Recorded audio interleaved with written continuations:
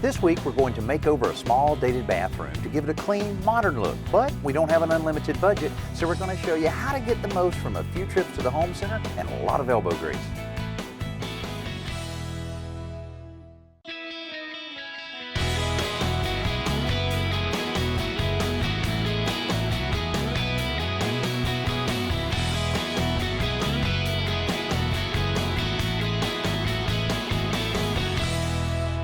A fairly typical older bathroom and very small. It's only 4 feet by 9 feet, and over the years this 50-year-old bathroom has seen a little attention in an attempt to upgrade it with the new cultured marble shower stall that was installed a few years ago, and they tried to make the floor look better with a very inexpensive peel and stick tile, and a few other little cosmetic things were done here with the vanity and possibly a new toilet.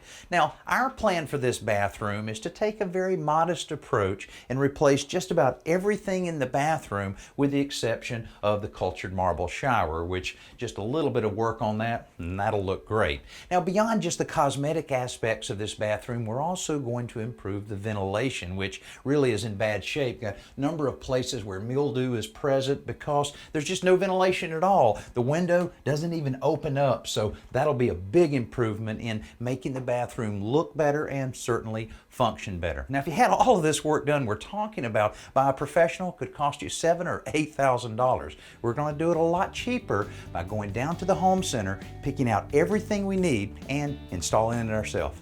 If you've ever spent more than 5 minutes in one of these places, you know there's an awful lot of stuff to choose from, but it isn't always easy to find exactly what you're looking for.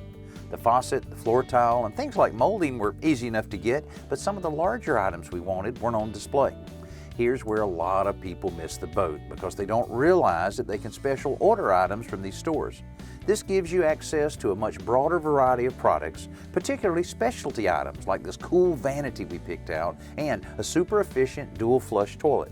We have everything purchased from the home center that we'll need on this bathroom renovation. We had to order just a few things and they should be in real soon, and Alan's giving me a hand on all the demolition on this, which really, Alan, with this kind of bathroom renovation, won't take long at all, will it? Won't take long, and boy, it sure doesn't need it. Yeah, it does. And now Alan's got a great tip for you on how to remove a toilet without the water getting all over everywhere. Pretty cool tip. All right. We're going to take a lesson from history, and when I say a lesson from history, you remember the old toilets that had the tank up top? You pulled the chain, that's what flushed it? Well, we're going to work with gravity today. We've already got the water turned off at the source. All right. We're going to let all the water drain out of the tank, which means you want to hold the handle down the entire time. Now, here's the problem. We're getting ready to pull this toilet, but while we've got all the water out of the tank, there's still water in the bowl. So here's what we're going to do. I've got a bucket of water with me, and just like the old-timey toilets, we're going to pour it, lift up, and watch this. This is really cool. Pushes a lot of that water out. This toilet's ready to pull. I must have timed it just right because Alan got stuck with the absolute worst job in a bath remodel, pulling an old toilet. It isn't that hard, it's just plain gross. No, that isn't what you think it is. It's the old wax seal from the toilet, but believe me, it doesn't exactly smell like roses either. It's wax. It's just wax. It's only wax. The upside is that the peel and stick tiles around the toilet also come right up with it. While Alan moves on to removing the old moldings, I'm going to disconnect the sink so that we can pull it out. Then we can get right to work on the vanity, which is so stubborn it just has to come out in pieces. Then more tiles, but these are stuck a whole lot better. You know, this is almost like work. Time to maybe hand it back off to Alan. Hey, we're pretty much finished with everything we need to tear out of this little bathroom other than just a couple little pieces of trim. Then we can engage in a little bit of minor electrical work. Now, one of the things we have to do is relocate this outlet and switch box because the mirror that we purchased for here is around 27 inches, and of course it hits right in the middle of the outlet, so this will be fairly easy to move over. Fortunately, we have enough slack wire there. We can move it over, pop it right back in, little drywall patch. Another thing we'll do is solve a real problem with this bathroom. We mentioned it earlier in the show about adding an exhaust fan. You know, an exhaust fan and the ventilation that it provides is so important for a small bathroom like this, especially when you have a fixed window like this where you're not getting any ventilation at all. So that'll be installed, that'll be taken care of, and we can move along on this bathroom renovation. Before he wades into the electrical work, Alan kills the power to the bath at the breaker. Then he lays out exactly where the new mirror will go in order to figure out how far over to move the box, which needs to be a little bigger than the original because we're adding a switch for a vent fan. The hole for the fan can be laid out and cut from inside the bath. Then Alan pre-wires the fan before taking it up to the attic. It's hot and cramped up there, so he's doing everything he can to minimize the amount of time he spends there. Now, after the switches are connected and the fan installation is complete, there are a few holes in the drywall to patch. So while Alan shifts from electrician to drywall man, let's see what Joe has for this week's simple solution. Since we're talking about bathroom remodeling, here's a great tip, especially if you're on a budget. It's a way to revive an old tiled wall without having to replace it. You take 1 part muriatic acid and you mix it in 5 parts of water. Then you use a nylon scouring pad to apply the cleaning solution to the wall. Now, muriatic acid is pretty powerful, so you want to mix it outside, but you need something strong to cut through soap, scum, and hard water deposits.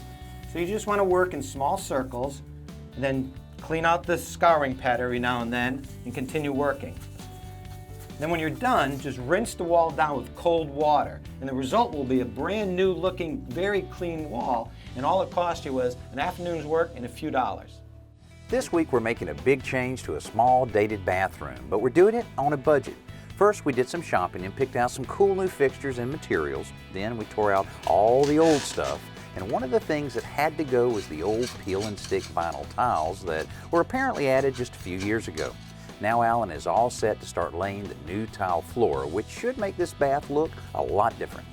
Okay, our layout is ready for our new floor. What I've done is pop a couple of chalk lines right here to find the exact center of our room, and this is where we'll actually start our tile. Now, I did want to have this chalk line remain so that as I lay the tile down, I can always tell where it's supposed to go. Here's a little tip for you. Once you pop that chalk line, take some hairspray and just spritz it over the top of it. Believe it or not, it really works.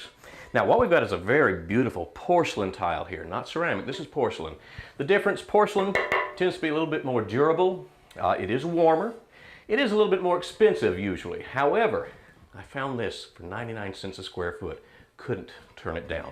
We're going to be laying our tile down right on top of the old floor. Now, if you remember, the old floor had that nasty old peeling stick. When Danny and I were peeling it off, it left an awful residue. What I had to do was actually come back in here with a degreaser, some bleach, and scrub it very well, then take a scraper and get as much of the adhesive off as we possibly could. But if you can see, it actually has come off very nicely. It's stained, but that's not going to inhibit our mastic or the adhesive that we put down. All right, looking at our chalk line, you would think we would lay our tile right along that line. However, we've got a very small bathroom here, and we want to at least make it look larger, so here's what we're going to do. I'm going to take the tile and actually put it on a diagonal. Now this will actually help it look larger, but check this out. Talk about the luck of the Irish. When I put them side by side, they almost fit a full 3 tiles across. That means I'm only going to have to cut a fairly small piece off of each edge. This is going to look great.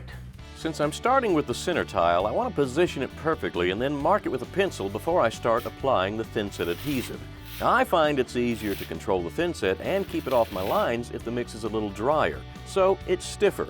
That means I have less working time, but in this small bath, that's really not too big a deal. After setting the first tile, it speeds up because you just line them up one on the other, until I get to the toilet flange. Now, here you just have to visualize some, so you can transfer the arc of the flange to the tile. I'm cutting this out with a small portable wet saw. Now, it's just like a small circular saw, but it's ideal for this job because you can plunge the blade to rough cut the arc, then fine-tune it with the tile nippers. As the name implies, you only want to nip off small amounts at a time, because otherwise you just may wind up cracking the tile. Patience pays off because the fit around the flange is perfect. Now, most of my other cuts on this floor are straight ones, diagonally across the tiles, and the scoring cutter is the best tool for this job but you want to use a really good one. Otherwise, you only get frustrated, so buy the best one you can afford or rent one like the pros use. Believe me, it makes all the difference with the diagonal layout. Boy, Alan did a pretty good job laying all this tile. He did all of this by himself, but he's roped me into helping him install a little bit of trim here in the bathroom. All right. Hey, so what do you think of the floor? Huh? It's all right, you know. It's okay. Anyway, we're going to trim out the window, trim out around the back of the door casing, and also we have a little bit of a challenge here in this trim in that it really doesn't look that attractive, so we're trying to improve the look of it by taking this little piece of stop out, and we'll put wood here and then the trim all the way around it. That'll make it look a lot more like the adjacent window trim in the other rooms. Okay, we've also got some trim to put around this side of the door. We've got some baseboard both sides of the wall. I'm going to go ahead and measure these to cut them. However, on this side, we do have a 36-inch vanity.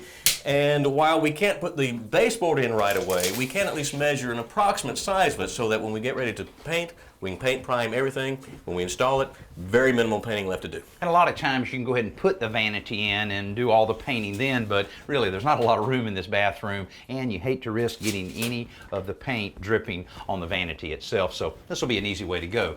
All right, I'll do the cutting. Thanks. And while I do that, Alan starts removing the old stop around the window glass. This little 1/4 inch by 1/4 inch wood strip will be replaced by a board that's about a 1/2 inch thick and ripped to the width of the window casing. Now this will create a much cleaner line around the window, especially when we start nailing in the new case molding around it. We're also replacing the case molding around the door as well as the base molding so that everything in this bath works together.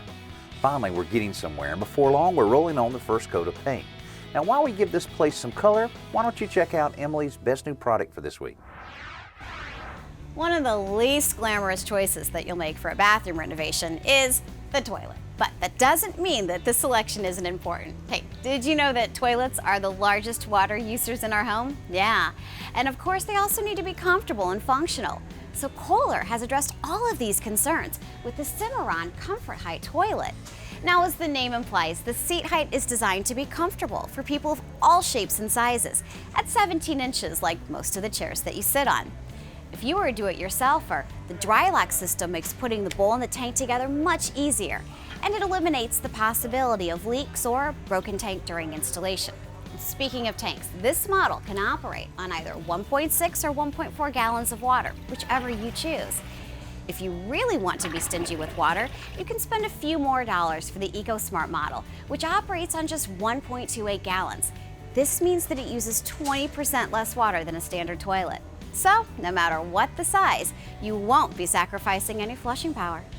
Hey, we're right in the middle of our budget bathroom makeover, and we're making a lot of progress. We've already finished painting all of the walls, ceramic tiles finished, all of the trim work is complete, which took quite a while around this window. It had to be completely redone. Now I'm moving forward with the installation of the vanity.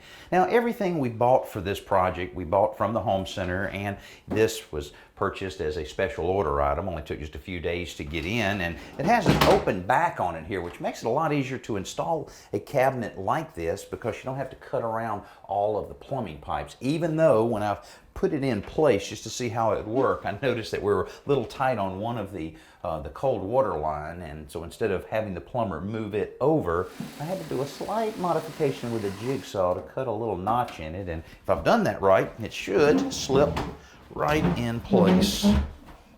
There we go, we're good. And I was able to transfer marks off the old vanity onto the top of this one so that I know exactly where the studs are in the wall. So all I have to do now is to secure it to the wall, and I'm ready to move forward with putting on the vanity top.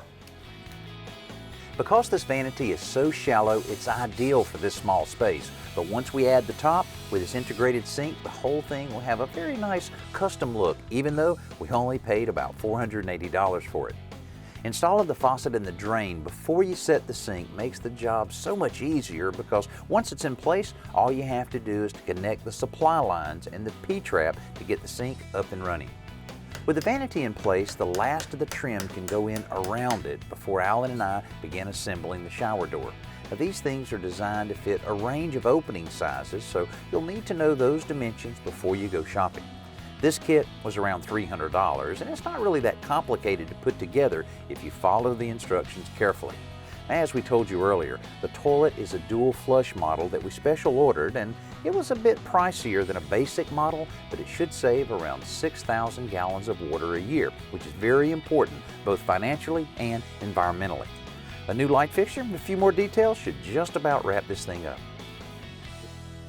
We are so close to completing our little minor bathroom renovation, but this is a stage in the job where you need to slow down and make sure everything comes out just right. And one of the real important things to do at this point is to install all the accessories securely to the wall. Now, if we were tearing out all the walls, that would be easy because we'd put a few little 2x6s or 2x4s in for blocking so that you're securing into something solid. But with existing drywall, you're not sure what you'll find behind the drywall. Here, I was so lucky both of the screws went right into wall studs. I'm sure I won't be that lucky with this little towel holder that I'm going to put on this wall. Now, when you buy things like this, you'll find that a lot of them have little anchors like this, little plastic anchors. I wouldn't recommend using these in drywall. They'll end up pulling out and you'll have a little damage to deal with then. It's better to use something more substantial like this spiral fastener anchor that goes into the wall and then your screw goes into it, or better yet, a molly bolt that expands behind the wall that's really secure. Now, we're pretty much finished here, but right now, here's a question from you. Hey Danny, I'm really concerned about mold in my house. Is it that dangerous? Okay, Gene, you're going to spark a major debate with that question. Truthfully, the only answer is it depends. There's a lot of disagreement among doctors about how dangerous mold is, but they all tend to agree that it definitely affects people who are prone to allergies and asthma, and children are particularly at risk. But on the other side of the debate, the fact of the matter is that we breathe in millions of mold spores every year with no real ill effects. The best thing is to make sure that it isn't even an issue.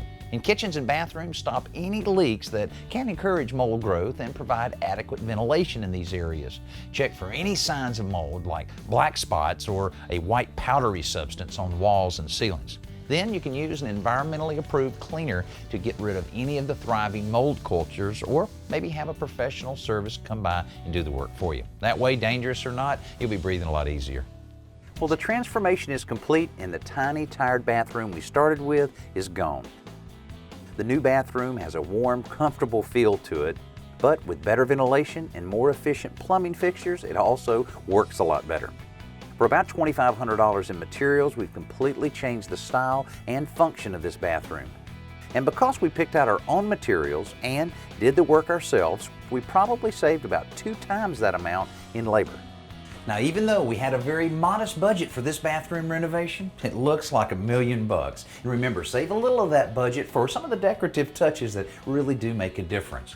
Now, if you only have one bathroom, make sure you have everything in hand that you need for your bathroom renovation so that it goes very smoothly, because your neighbor might get a little tired of you dropping by for a visit all the time. And if you have more than one bathroom, it's still best to do just one bathroom at a time. Hey, I hope you enjoyed this week's show and got a little information that'll help you on your next bathroom renovation. I'm Danny Lipford. We'll see you next week.